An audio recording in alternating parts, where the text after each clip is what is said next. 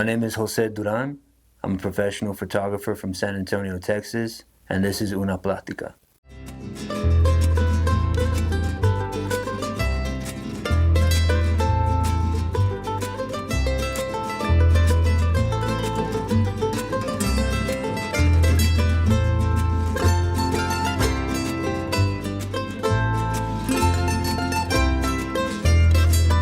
Una Plática. Una Plática. Es Una Plática. Say Plática. Una Plática. Una Plática.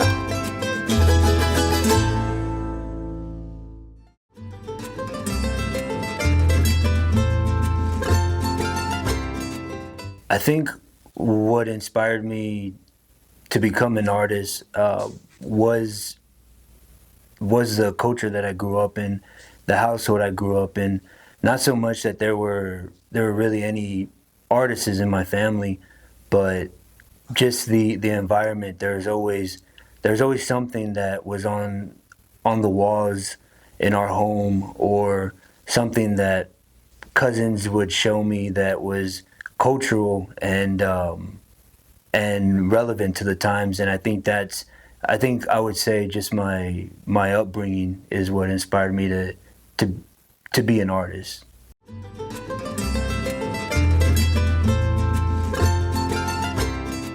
I've been creating my art professionally now for about 5 years.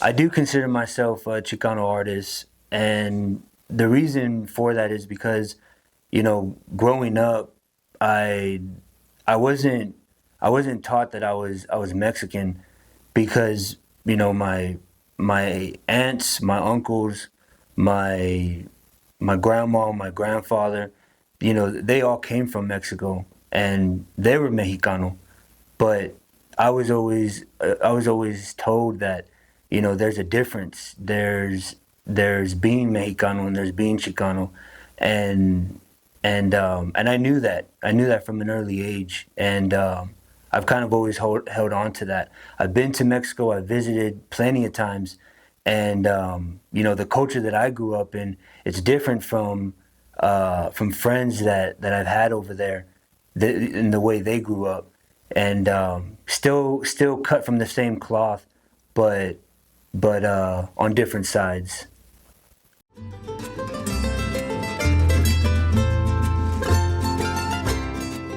When it comes to superheroes, no, I'm kind of down to earth. My feet are planted. If I look up to anyone, it's to God, and that's about it.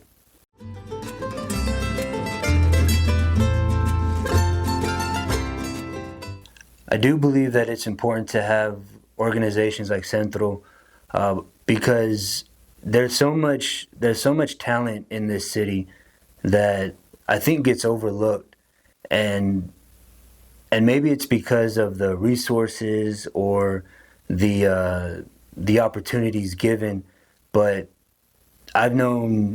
grew up with plenty of artists, plenty of writers, illustrators, photographers, and it there's just so much here, and I think organizations like Centro, they can be what elevates more of that, the culture of art in San Antonio and the culture of art appreciation in the city.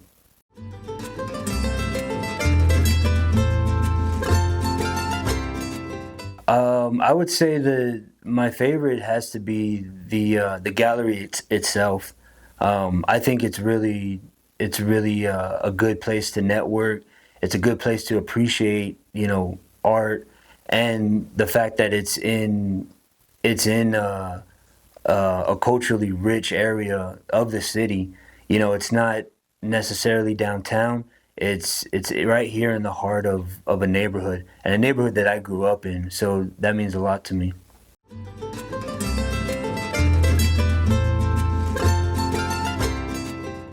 I think if there's a change or an impact I'd like to make, a lot of my subject matter, it's it's portraiture, and it's a lot of portraits of men and of women. But if there's a specific change that I would go for, it would be to highlight the men in our culture, not just the men that work in the fields, the men that wake up, day and night, go do their job, and provide them what they have to do, but also the men that are kind of outcasted, the men that have had those bumps in their road and have had those run-ins with the law. I think that would be it for me.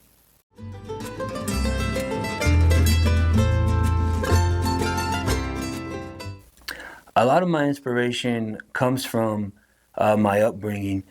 Uh, I grew up with family members that, like I said, came from Mexico, built businesses, became entrepreneurs, things like that. But I also had family members that were incarcerated, in and out of the system, in gangs, and myself included. I was lucky enough to see the writing on the wall, came out of it at a pretty early age, but nonetheless, that was the culture that I grew up in. It was ruthless, it was raw, it was surrounded by chaos, drugs, fights, guns, all of that. And that's what I draw from. I draw from those roots, because I think as ugly as it might sound, there's some beauty to that chaos, and that's what I want. That's how I want to present my art.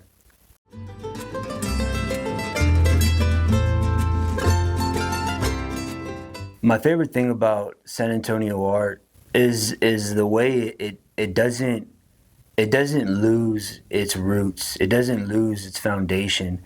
I love to see murals that highlight our faith and highlight our communities and highlight, just the beauty that it carries.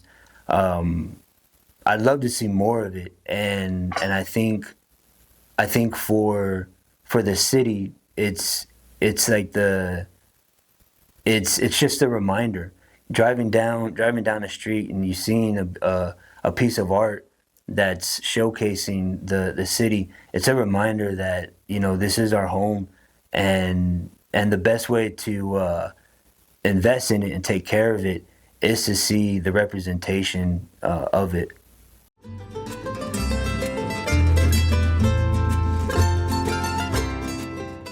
If an artist is wanting to be a professional in their career and take it that seriously, I would just I would advise them to just be relentless about it, be addicted to it, and you kind of have to make it a part of you, not just a part of your life. If you want to get a point across or just create something beautiful, you you have to take it that seriously, and I think just staying focused on that and not getting distracted when it's so easy to, that's gonna help you out.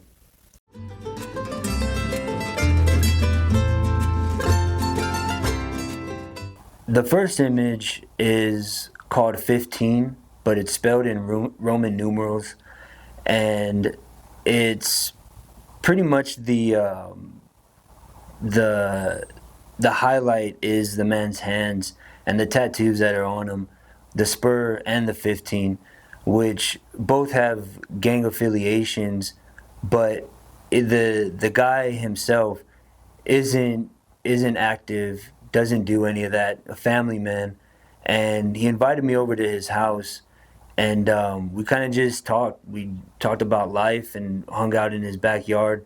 Um, I had him I had him sitting across from me, and he had this black bandana, and I asked him to hold it because the way that he was sitting, I kind of just saw the image there in my head.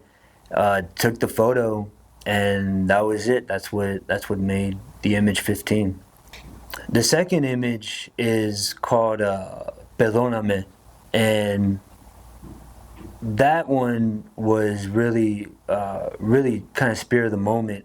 I was driving down Zazamora on my way to the gym, and I saw this man walking across this church, and I just saw something there, and I pulled over into the church parking lot, talked with him a bit, and I just asked him, if I could take some portraits of him, and he was like, "Yeah, sure, man, but if you could help me out with a couple bucks, I'd appreciate it." So I did, and I kind of just pretty similar. I walked around him, took some photos, and then, there was he had Mexicano tatted across his back, and he had right underneath a bunch of demons. And I just saw I just saw something. I saw the contrast with the cross and the demons on his back, and took that image, and that's what made Perdóname. The third image is called Sur, and it was based off of this man, Stevo, who I met through a mutual friend. We struck up a friendship and kind of just had his life history tattooed on his body. Came from came from the south side, from an old neighborhood called the Circle, and we kind of just talked about what that life was and what it was like back in his time. And he was telling me how, being from that neighborhood, if you didn't live there, you didn't belong. And it was just one of those stories where, he was just from a bygone era, and I'd always pass by this mural that said Southside, and I always wanted to do something there. So when I met this man, I knew that's where I wanted to take his portraits at.